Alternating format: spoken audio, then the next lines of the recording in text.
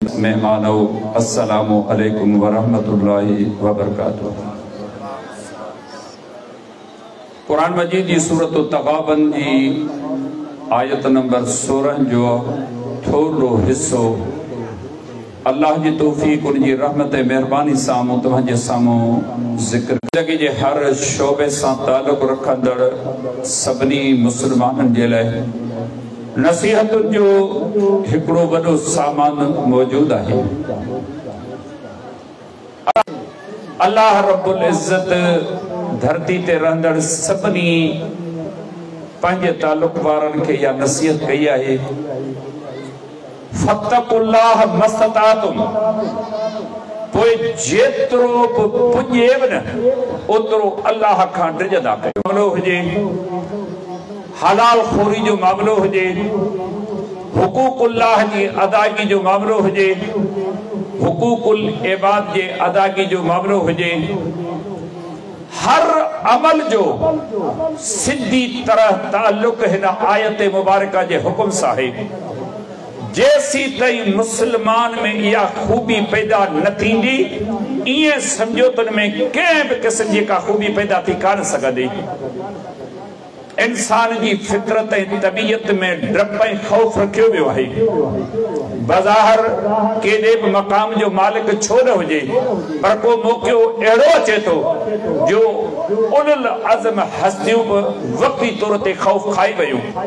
तव्हां कुरान करीम जो मुतालियो करियो। सैयदना मूसा अलैहिस्सलाम जिनजे लाइ अल्लाह कुरान में फरमायो वकल्लम अल्लाहु मूसा तकलीमा, ऐं मूसा उहो आहे जैसा अल्लाह इए गाल्हायो जी गाल्हायो वने तो सीधी तरह उन सां गाल्हाई। अल्लाह जो रसूल कलीमुल्लाह जो लक़ब मिले, पर इंसान होने जे नाते एक मानू के कत्ल करे विधई।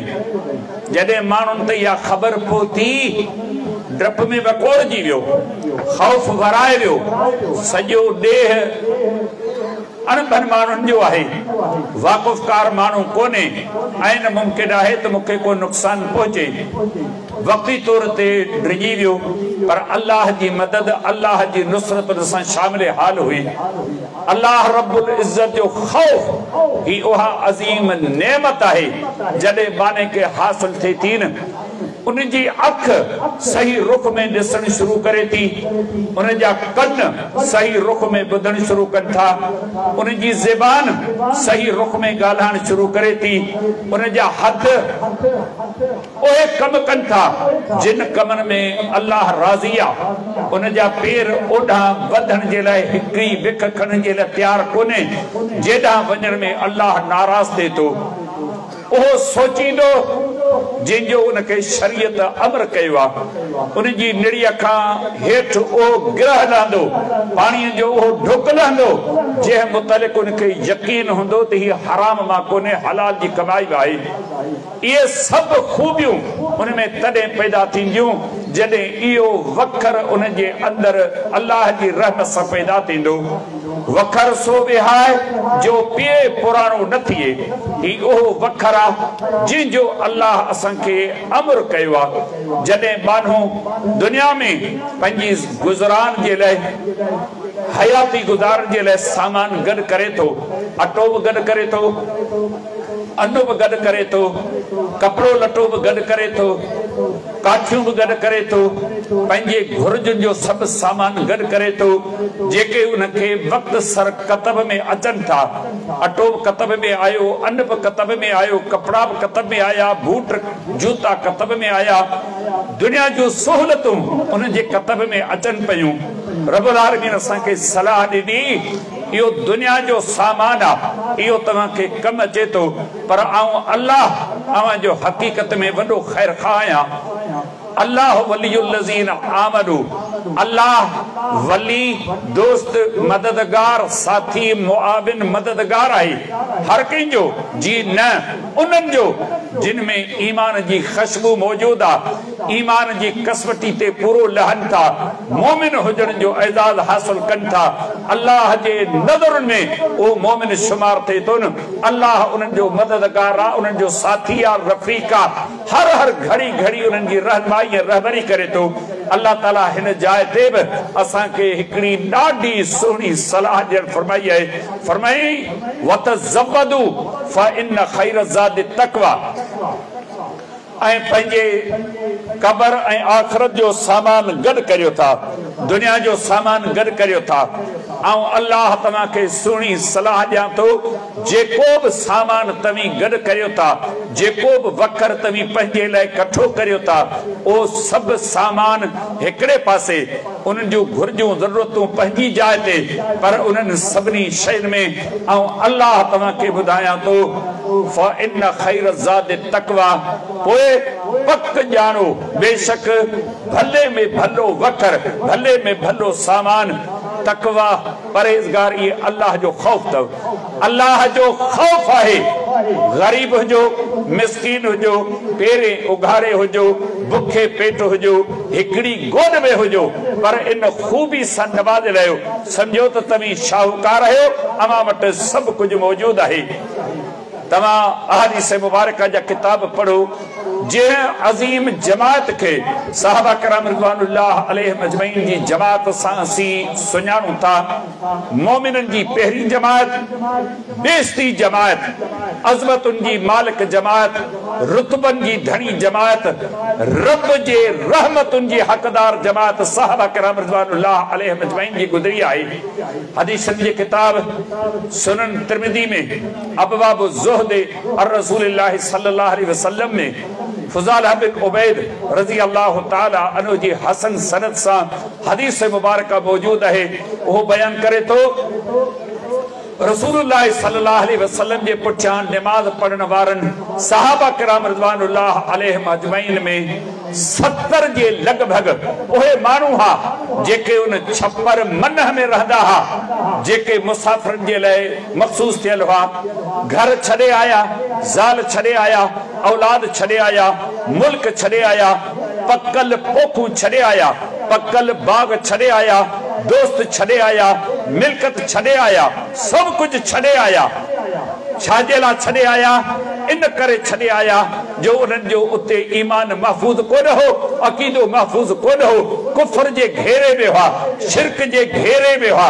उन जे करे उहे सब कुछ छॾे, सब कुछ लुटाए, सिर्फ ईमान जी दौलत के पान सां गॾु खणी मदीनतुल मुनव्वरह पहुता। नबी अलैहिस्सलाम जन उन्हनि जे रहण जे लाइ हिकिड़ो छप्पर मन ऐं रहण जी जाइ ठहराई। तक़रीबन लगभग 70 जे क़रीब हुआ। ख़ुदा रज़ी अल्लाह ताला ने फरमाए तो हिकिड़ी गोॾ हुन पातल, मथो उघारो, पेर उघारा, कमीस कान हुई, सिर्फ गोॾ पातल हुई ऐं बुख जी हालत में हुआ। बुख पे एतिरी बुख, ॾींहंनि जी बुख हुई ऐं बुख जे करे निमाज़ में बीहंदा हा, बेहोश थी किरी पवंदा हा। नबी अलैहिस्सलाम जिन सां बहराड़ी जा बद्दू निमाज़ पढ़ण ईंदा हा, उहे ॾिसंदा हा, ओचितो फ़ाक़ो थियो, ॾिसंदा त हिकिड़ो माण्हू किरी पियो, वरी ओचितो आवाज़ आयो, वरी ॿियो माण्हू किरी पियो। उहे जॾहिं निमाज़ ख़त्म कंदा हा, चवंदा हा हाउलाए मजानीन, ही चरिया आहिनि, बेवकूफ़नि, अक़ल कोन्हे, सम्झ कोन्हे, शूर कोन्हे, निमाज़ जी हालत में बीठा आहिनि, पैगंबर जा जमाती आहिनि, अल्लाह जे साम्हूं क़याम रुकू जा सजदा करणा आहिनि, घड़ी घड़ी किरियो था पवनि, चरिया आहिनि। हक़ीक़त हीअ आहे, ये चरिया कोन हुआ, पर बुख जे करे बेहोशी जो दौर उन्हनि ते थियो ते अल्लाह रब्बुल आलमीन उन्हनि खे सलाह ॾिनी पंहिंजे पैगंबर जे ज़रिए, तव्हां वखर उहो गॾु करियो जेको तव्हांखे क़ब्र में बि कमु अचे, क़यामत में बि कमु अचे। ही दुनियादारी, दुनिया जा असबाब इहे खुटी वेंदा, ख़त्म थी वेंदा, पर अव्हां खे उहो वखर क़ब्र में कमु ईंदो, क़यामत में कमु ईंदो, जेको तक़वा ऐं परहेज़गारी जी सूरत में मौजूदु आहे। वतज़व्वदू फ़इन्न ख़ैर ज़ादि तक़वा। छाजे लाइ? इहो तक़वा जो वखर क़ीमती आहे, वॾो महांगो आहे, इन करे जो सॼो दीन ऐं अमल इन सां सिधी तरह लाॻापियल आहे। जॾहिं माने जे दिलि में अल्लाह जो ख़ौफ़, तक़वा, परहेज़गारी जी ख़ूबी पैदा थिए थी, उन में मुख़्तलिफ़ क़िस्म जूं ख़ूबियूं पैदा थियनि थियूं।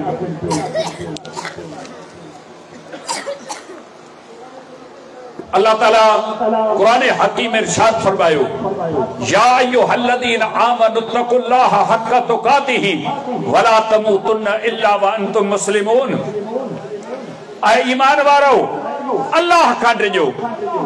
इन दुनिया में डिजण जो हक, डिजण मां छा मुरादा? डिजण मां मुरादा अल्लाह जी नाफरमानी कदे डिजो। असल मतलब आयत जो इहो आ, जंहिं वक़्तु शैतान मुखे या तमाम कंहिंखे वरगलाए, गुनाह के सिंगारे पेश करे, दिल सट खाए, दिमाग ते उहो गुनाह सवार थिए, दिल चवे थो गुनाह जो कम करियां, सोहणो लॻंदुसि, दिल ख़ुशि थी वेंदी, वाह थी वेंदी ऐं मुंहिंजो मन रूह ख़ुशि थी पवंदा। अल्लाह रब्बुल आलमीन फरमाए थो, जॾहिं बि गुनाह करण जो तोखे मौक़ो मिले, तव्हां अल्लाह खां डिॼंदा करियो।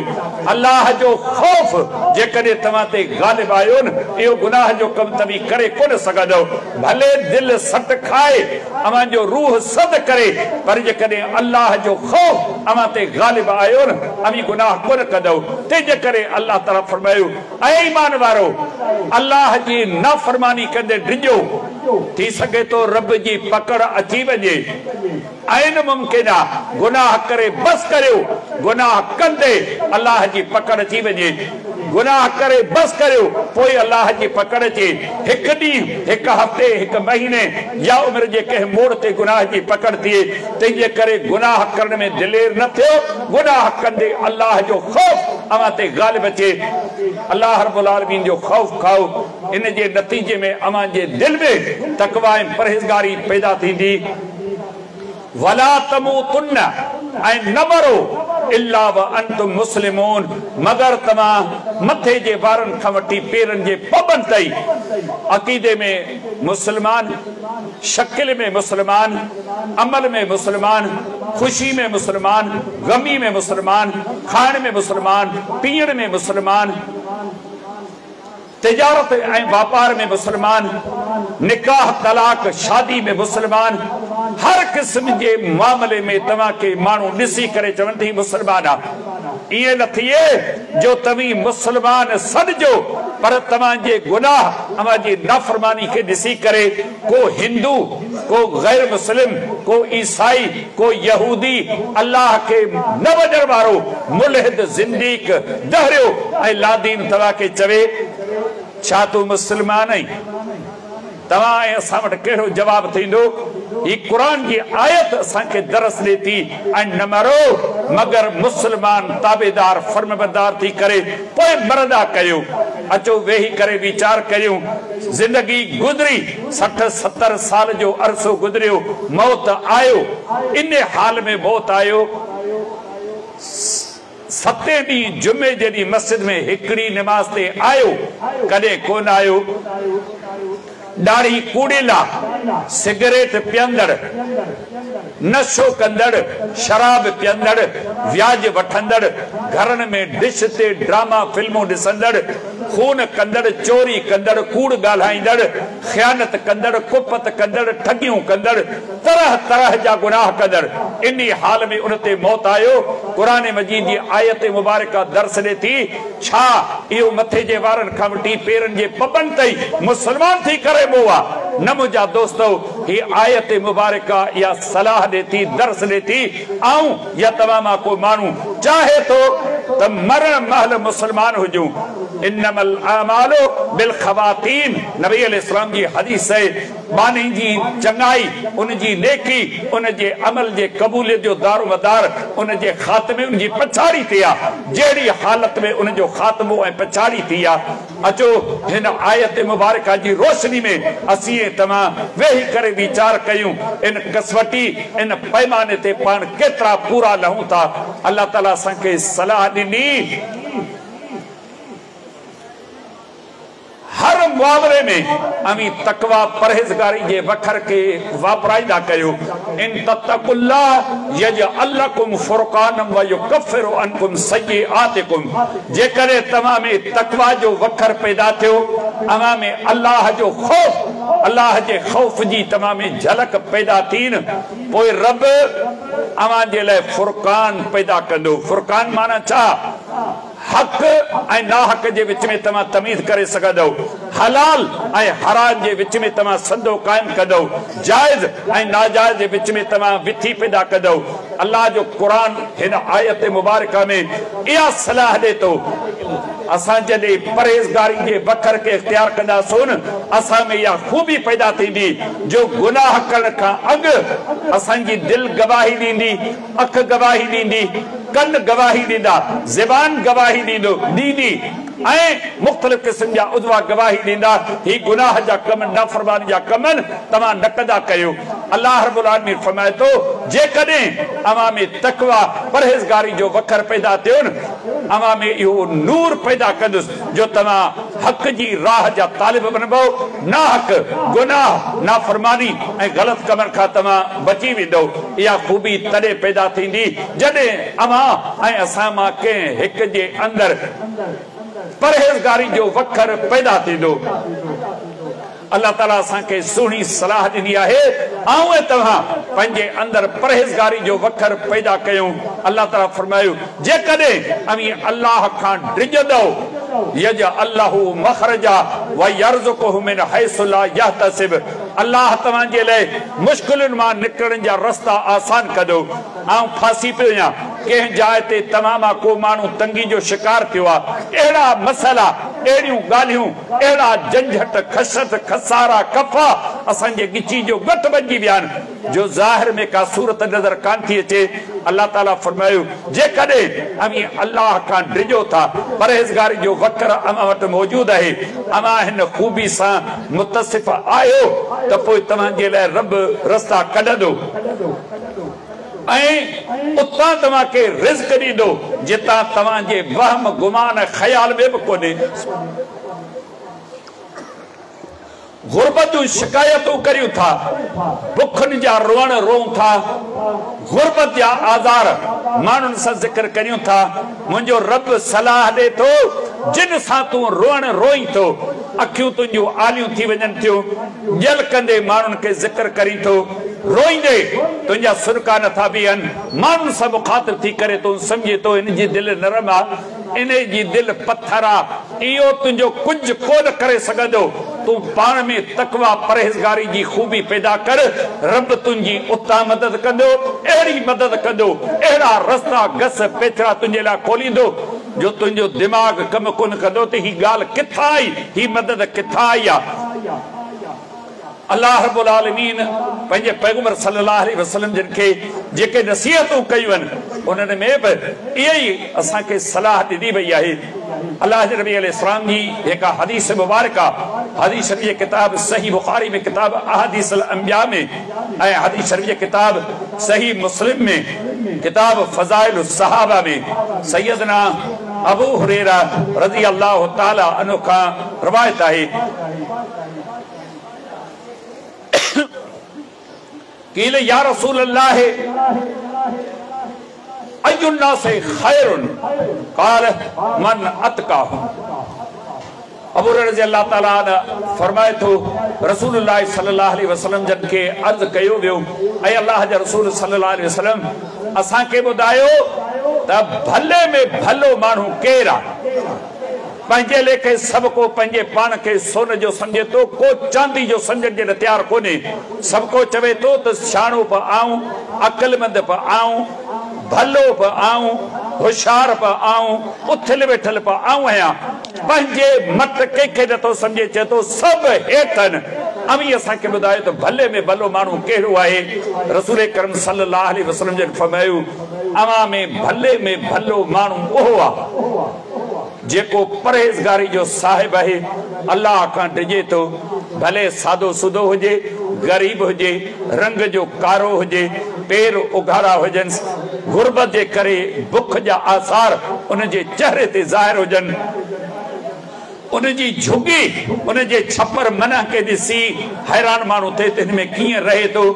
उन जे गुरबत जो ही आलम हुजे जो दुकान ते केरु ओधर जो सामान उन खे न ॾींदो हुजे, केरनि जी सिफारिश क़बूल न करे, को उन खे संग न ॾे। इहे दुनिया जूं हालतूं पेश अचनि, पर जेकॾहिं परहेज़गारी जो वखर उन वटि मौजूदु आहे, अल्लाह खां डिॼे थो, अल्लाह का डिजन जो मतलब अल्लाह जी नाफरमानी कंदे डिजे तो तकवा जो साहिब परहेजगारी जी खूबी सा नवादिल है अल्लाह जो खौफ दिल ते मौजूद अखिन ते मौजूद कनन ते मौजूद कनन सा एड़ी गाल नथो बुधे जिंजे करे अल्लाह नाराज थे उन जाते अख नथो अटकाए अर्श वारो अल्लाह नाराज थे एड़ी का शे हथन सा नथो करे जिंजे करे रब उन का नाराज थे ओडा विक भरे नथो वजे जेडा वजन में अल्लाह का खुश नथो थी एड़ो कम नथो करे एड़ी कमाई नथो करे जो उन जो रब उन का नाराज करे फरमायूं यो परहेजगारी जो वखर जे में भी मौजूद है अल्लाह की जमीन ते ही भले में भलो मौजूद है मानू आई तमा अंदाजो लगायो अबू जहल कुरैश कबीले जो सरदार छा उन जो मकाम हो पंजे राज भाग कौम कबीले वारन वट हैसियत अजमत जो मालिक हो उन जे मुकाबले में सैयदना बिलाल रजी अल्लाह ताला न केरा मक्के जो रहन वारो कोने कुरैश कबीले जो कोने अरबी बोली कोन थो गालाए न को समझी सके रंग जो गोरो चिट्टो नाहे कारो रंग जो आ शीदी नस्ल जो आ हबशा का आयो आ मुसाफिर थी आयो आ पर ईमान की दौलत मौजूद है तकवा परहेजगारी जो वकर उन वट मौजूद है हलाल ए हराम जायज ए नाजायज गलत ए सही जी उनमें तमीज है बिनी में केतरो फर्क है तमा अहदीस मुबारक जा किताब पढ़ो अबू लहब के पढ़ो केरा नबी अलैहिस्सलाम जो चाचो आ एडो रंग जो गोरो एडो सोहणो एडो खूबसूरत अबू लहब शोले जो पी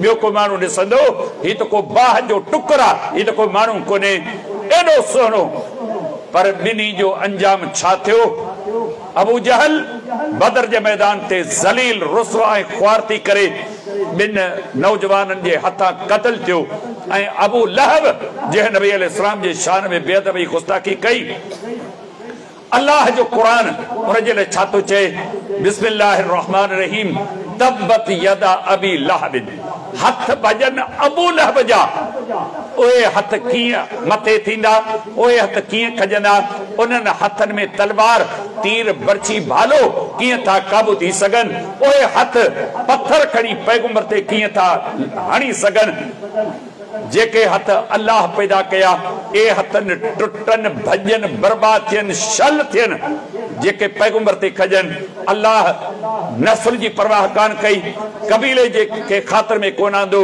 सूह हुस्न जमाल दुनिया दौलत के खातिर में कोना दो उनन जे अंदर जेका कुफ्र जी दुनिया हुई उनन जा जेके बुछड़ा करतूत हुआ कुफ्र जे करे शिरक जे करे अल्लाह उनन के तबाह बर्बाद कयो उनन जे मुकाबले में सैयदना बिलाल रजी अल्लाह ताला ने जो कद्र मकाम ॾिसो ईद जो ॾींहुं आ खुतबो दिनो भी हुआ नबी अलैहिस्सलाम जिन औरतुन के अलग सा नसीहत कंडे ले तशरीफ फरमाते हैं सही बुखारी सही मुस्लिम में किताबुल ईदान में यो वाक़या मौजूद है सारी दुनिया मंजर डिठो बिलाल रज़ी अल्लाह ने गड्डे औरतुन में आयो आ नबी अलैहिस्सलाम जिन सदके जो हुक्म कयो औरतुन गाल बुधी पंजे कन्नन दे हथ आंदा हथन में चूड़ी जेवर पातल हुआ पैरन में जेवर पातला ओए सब आणे बिलाल रज़ी अल्लाह ने जे चादर में रखियो अभी समझो ता बिलाल जो मकाम मर्तबो चाहे पैगंबर सा गड्डा इमाम तिरमिज़ी रहमहुल्लाह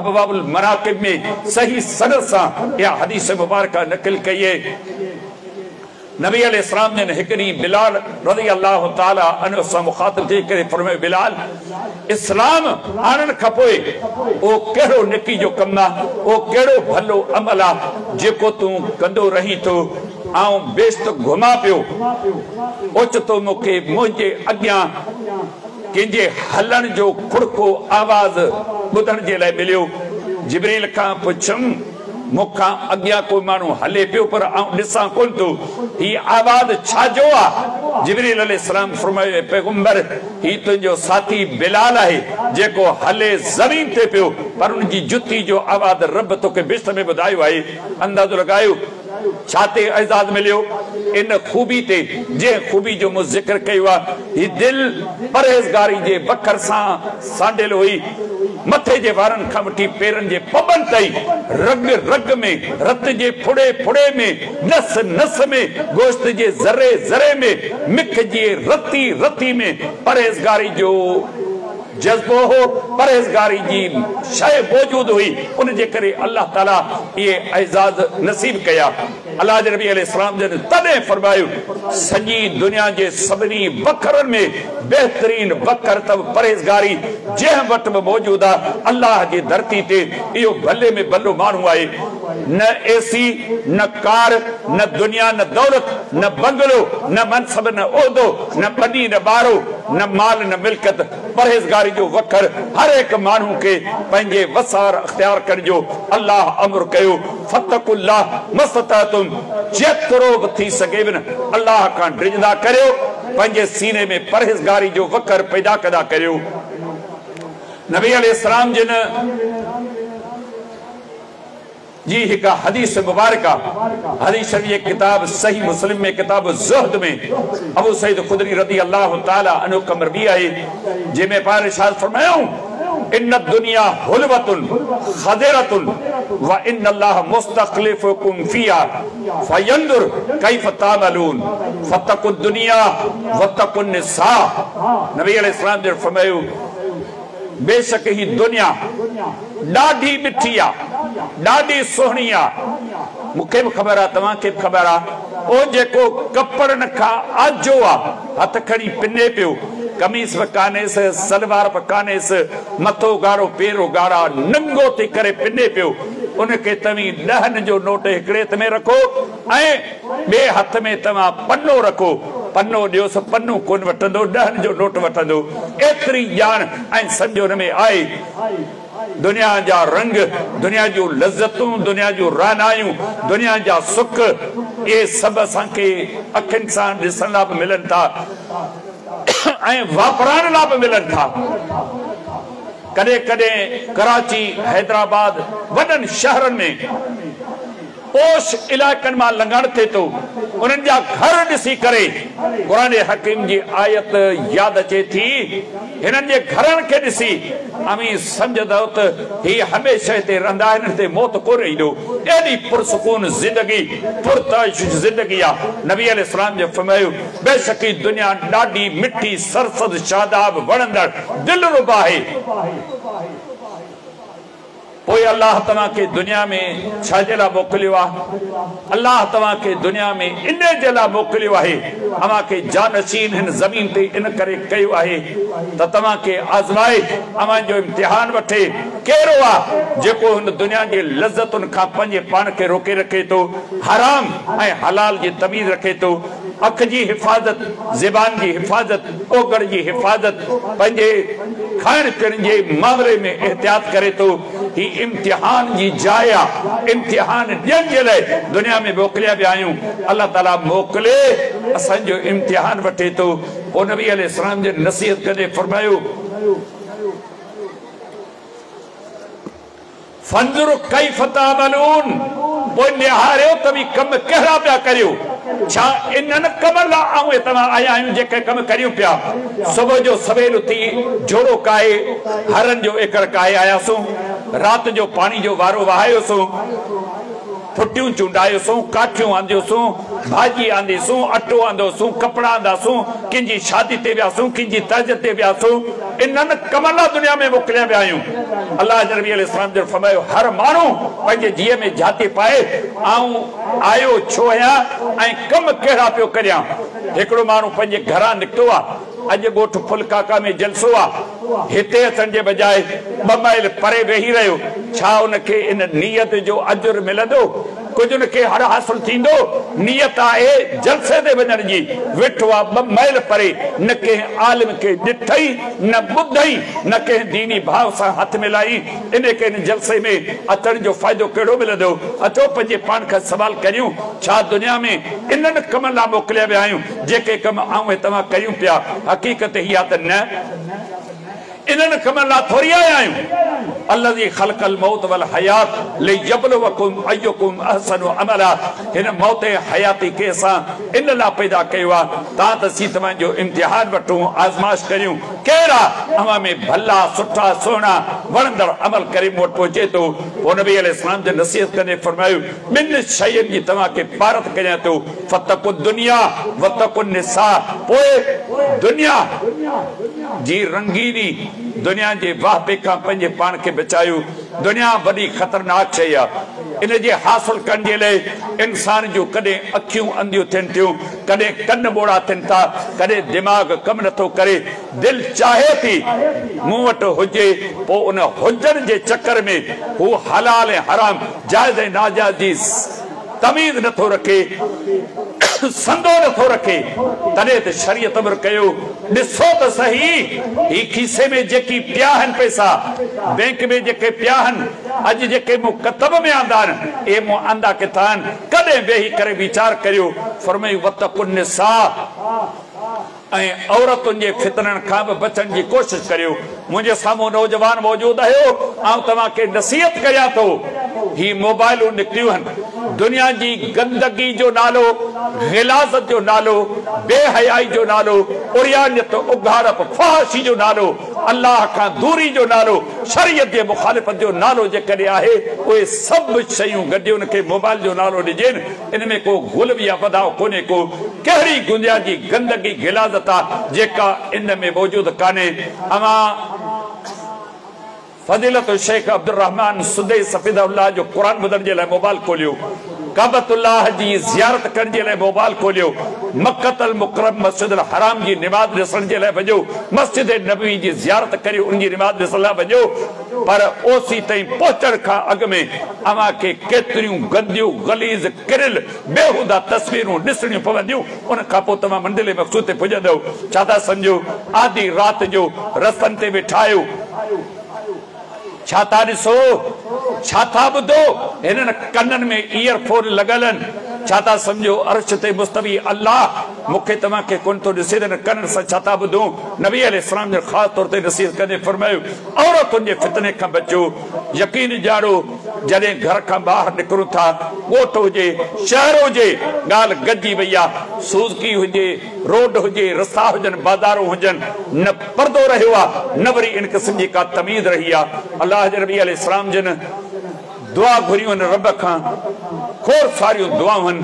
हिकिड़ी दुआ हदीस जे किताब सही मुस्लिम में किताब ज़िक्र व दुआ में सैयदना अब्दुल्लाह बिन मसूद रज़ी अल्लाह ताला अन्हु का या हदीस मुबारक मरवी है, अन नबी सल्लल्लाहु अलैहि वसल्लम कान यकूल, बेशक नबी सल्लल्लाहु अलैहि वसल्लम जन जेके बि अल्लाह का दुआऊं घुरियूं, उन्हनि दुआउनि में ही दुआ हुई, अल्लाहुम्मा इन्नी असअलुकल हुदा व तुका वल अफाफ वल गिना। ए मुंहिंजा अल्लाह, आउं तोखां सवाल करियां थो हिदायत ते हलां, माण्हुनि खे हिदायत करियां। तुंहिंजी तौफ़ीक, तुंहिंजी रहमत, तुंहिंजी महिरबानी खां सवाइ ॿई कम कोन थींदा। कुफ्र, शिरक चइनी पासनि खां मौजूद आहे। काफ़र किथे था दीन ते हलण ॾियनि, मुशरिक किथे था ही दीन माण्हुनि ते पहुचाइण ॾियनि, सरे बाज़ार हिन दीन ते अमल करण मूंखे किथे था ॾियनि। ॿिन्ही ॻाल्हियुनि में तोखे सवाल आहे त मुंहिंजा अल्लाह मूंखे हिदायत वारे रस्ते ते गामज़न कर, हलण जी तौफ़ीक अता फरमा। ॼमी बीहा, पोइ वरी इहा ॻाल्हि दीन ते जी माण्हुनि ताईं पहुचायां। मुंहिंजा अल्लाह फितरनि जे हिन दुनिया में दुनिया जी रंगत, रानाई, लज़त, दुनिया जूं रंगीन शयूं मौजूद आहिनि। तकवा परहेज़गारी जे बखर ते क़ाइम रहण मुंहिंजे वसी ॻाल्हि कान्हे। अल्लाह तोखां दुआ घुरां थो त मूंखे तकवा ऐं परहेज़गारी जो साहिब बना ऐं चाक चङो भलो हुजां, हर क़िस्म जी बीमारी खां महफ़ूज़ हुजां। ऐं मुंहिंजा रब कंहिंजे साम्हूं हथ न टंगियां, तमामु गरी गिना बख़्शजां। तुंहिंजो ॾिनल रिज़्क़ खाई इन ते किनात कजां, उन्हनि खां बुखुनि खां बचाइजां ऐं इन रस्ते ते क़ाइम दाइम रखजां। दुआऊं घुरियूं था, सभु कुझु घुरूं था, कॾहिं तकवा परहेज़गारी जे वखर लाप मुंहुं या तमामा कंहिं दुआ घुरी आहे। अल्लाह पुट ॼमे, धीउ ॼमे, ज़ाल मिले, बनी मिले, नौकरी मिले, पघार वधीक थिए, सभु कुझु घुरूं था, पर परहेज़गारी कोन था घुरूं, माफ़ कजो कोन था घुरूं। छाजे लाइ घुरूं? तॾहिं जॾहिं करियूं न तकवा परहेज़गारी जा रस्ता असांखां अड़ांगा आहिनि, घुरूं ई वेठा, पोइ न करे मिली बि कान्हे का। बज़ाहिर थोरा घणा अमल आहिनि पर तकवा परहेज़गारी जा पंध बिने परे आहिनि। अलाह जे पैगंबर तकवा जे लाइ दुआ घुरी, रब एतिरी त ॾिनी, एतिरी त ॾिनी, एतिरी त ॾिनी जो दुनिया हैरान रहिजी वई।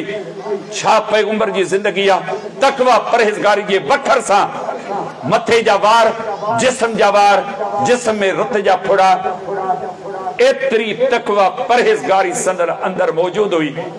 हिकिड़ो मिसाल इन वारे सां ज़िक्र कंदो हलां। हदीस शरीफ जी किताब सही बुखारी सही मुस्लिम में सैयदना अनस बिन मालिक रज़ी अल्लाह तआला अन्हु जी डिगी हदीस मुबारक है। उन जे आखिर में नबी अलैहिस्सलाम ने फरमायो, अमा वल्लाहि इन्नी ला अख्शाकुम लिल्लाहि व अतकाकुम लहू। अल्लाह जो कसम कड़ी करे चवां तो, हिन ज़मीन ते रहंदड़ जेका बि मखलूक आहे उन्हनि सभिनी में, जेके बि मुस्लमान आहिनि उन्हनि सभिनी में आऊं सभिनी खां वधीक परहेज़गार आहियां, अल्लाह खां डिॼां थो। दुआ घुरी, अल्लाह तकवा ॾिनी, परहेज़गारी जो साहिब बनियो। उहा खूबी, उहा वसफ़ मंझंदि पैदा थी। कीअं पैदा थी? अल्लाह खां घुरियूं, रब ॾिनी, कसम खणी करे फरमायूं, आऊं तव्हां सभिनी में वधीक परहेज़गार आहियां। परहेज़गारी ज़बान सां कान ॿुधाइबी आहे, परहेज़गारी इंसान जी अमली ज़िंदगी में जा ज़ाहिर थींदी आहे। पैगंबर जी तकवा परहेज़गारी ॿी त पंहिंजी जाइ ते हिकिड़ो वाक़ियो अमां जे साम्हूं ज़िक्र कंदो हलियां। हदीस शरीफ जी किताब सही बुखारी ऐं सही मुस्लिम, सही मुस्लिम में किताब ज़कात में सैयदना अनस रज़ी अल्लाह तआला अन्हु ख़बर भी आहे। वो बयान करे तो, अन नबी सल्लल्लाहु अलैहि वसल्लम वजद तबरतन। एक दफ़े जी ॻाल्हि आहे, असीं नबी सल्लल्लाहु अलैहि वसल्लम जन सां गॾु हुआसूं त हलंदे पाण हिकु खजूर ॾिठूं, हिकिड़ी खजूर जेका ज़मीन ते पई हुई, हलाल शइ आहे। पाण फरमायूं, लौला अन्नी अखाफु अन तकून मिन सदक़ते ला अकलतुहा। जेकरे मूंखे इन ॻाल्हि जो डपु न हुजे हा त मता ही सदके जे माल मां हुजे हा या ज़कात जे माल मां हुजे, थी सघे तो मिन अल्लाह व रसूली। पोइ जेकॾहिं तव्हां व्याज वठण खां बाज़ नथा अचो, पोइ अल्लाह जे रसूल सां जंग करियो। अचो ॾिसो केॾो व्याज जो कारोबार आहे। मुस्लमान व्याज वठनि, मुस्लमान व्याज ॾियनि, ॿियनि खे छॾियो। असांखे व्याज खोर ॾुखिया लॻनि था, उन्हनि खां नफ़रत आहे। अचो पंहिंजे जीअ में जाते पाए ॾिसो। असीं सरकारी मुलाज़िम आहियूं, 60 साल ज़िंदगी जी पूरी थिए थी, जॾहिं असांखे पंहिंजे रक़म जो इतला मिले थो, जांचो अथव उन ते लिखियलु आहे इंट्रेस्ट, व्याज। हेतिरो तुंहिंजो व्याज आहे, तुंहिंजी कटौती हेतिरी आहे। यकीन ॼाणो असीं ने मरहल मां गुज़रिया आहियूं। लख रुपया जेकॾहिं तव्हांजो आहे, उन में ईअं सम्झो 70,000 व्याज आहे, 30,000 तव्हांजी कटौती आहे। कंहिं पुछा कई आहे, लखनि जा मालिक बनिया आहियूं। प्लाट वरितासीं, प्रॉपर्टी वरितीसूं, हैदराबाद कराची में बंगला वठी, कारूं वठी, एसी वठी लॻा त छॾियासीं, पर को जांच कई अथऊं, पुछा कई अथऊं। आलुल हदीस सॼूं था। तकवा परहेज़गारी जो छा थींदो? ही माल मूंखे रवा है या न? नबी अलैहिस्सलाम जन हिकिड़ी खजूर खणी करे उम्मत खे दरस ॾिनो। हिन निड़ीअ खां हेठि जेकी लहर ओ हलाल जो हुजे, जेकॾहिं न इहे इबादतूं कंहिं कम जूं कोन्हे। इबादतुनि जो रूह छा थो घुरे? या अय्युहल्लज़ीना आमनू कुतिबा अलैकुम सियाम कमा कुतिबा अलल्लज़ीना मिन क़ब्लिकुम लअल्लकुम तत्तकून। ऐं ईमान वारो, रमज़ान जे महीने जा रोज़ा फर्ज़ कया विया आहिनि। पिरे फुटी खां वठी संजद लहण ताईं उञ बुख काटियो, बर्दाश्त करियो, इन लाइ त तबाह ऐं बर्बाद थियो। लअल्लकुम तत्तकून, तां त तव्हां में तकवा परहेज़गारी जो मादो पैदा थिए। लन यनाल अल्लाहु लुहूमुहा वला दिमाउहा वलाकिन यनालुहु तक़वा मिनकुम। अल्लाह वटि अवां जी कुर्बानी जो न गोश्त पहुचे थो ऐं न रत पहुचे थो। गोश्त तव्हां खाधो, ग़रीबनि खे कोन ॾिनो। बकरो कोई सॼे जो सॼो फ्रिज में रखी छॾियो, इहो ॾींहंनि ताईं पे खाधव, रत वही वियो, फोलड़ियूं वयूं हलियूं, खल कंहिं दीनी जमात मदरसे खे ॾेई छॾियो। अल्लाह तो फरमाए, इहो कुर्बानी जो गोश्त रत सभु रहिजी विया। ऐं गोश्त खे कोन थो ॾिसां, इन जानवर जी क़ीमत खे कोन थो ॾिसां, अवां जे दिलनि जी तकवा परहेज़गारी खे ॾिसां थो त केतिरा परहेज़गार आहियो। आदम अलैहिस्सलाम जे ॿिनि पुटनि कुर्बानी कई, हिकड़े जी कबूल पई बे जी कबूल कान पई जी कबूल कान पई न कुरान जा लफ्ज़ सूरतुल माइदा में लअक़्तुलन्नक इते लाम ताकीद जी आहे तोखे छॾींदुसि छा तुंहिंजो सिर ज़रूर विञाईंदुसि मुंहिंजी कान कबूल पई तुंहिंजी कबूल पई आहे तोखे ज़रूर मारींदुसि उन स्वर जे पाणी सां लिखण जे लाइक़ लफ्ज़ फरमाया अदा कबूल कर मुझे वसी गाल कोने कबूल करे तो अल्लाह ऐं अल्लाह कबूल करे तो परहेज़गारनि जी इबादत ऐं नेकी ऐं चङाई के हराम जी कमाई में जा कंहिंखे बि सामान वठी ॾियो कंहिंजी बि मदद करियो छा मिलंदो ॼाणूं था मुस्लमान आहे सभु ख़बर आहे साईं पैसा खपनि बड़े तो वटि खोड़ पैसा पिया आहिनि पैसा आहिनि पर सही कोन्हे पैसा रोज़ा रखणा अथमि खंडु खपे अटो खपे चांवर खपनि खीर खपे सामान खपे न तोरे पैसनि मां सामान तो वठी वञा रोज़ा रखणा अथमि तोखे वरी पोइ ॾींदुसि अंदाज़ो लॻायो इन खे बि ख़बर कान्हे खाती मोट रक़म कहिड़ी आहे ऐं हिननि जो अंजाम छा थींदो मुस्लमान अचो सभिनि वकर खे इख़्तियार करियूं अल्लाह रब्बुल इज़्ज़त मूंखे अव्हां खे सभिनी मुस्लमाननि खे इन ई वकर खे इख़्तियार करण जी तौफ़ीक़ अता फ़रमाए जेकॾहिं इहो वकर सीरे में सांडियोसूं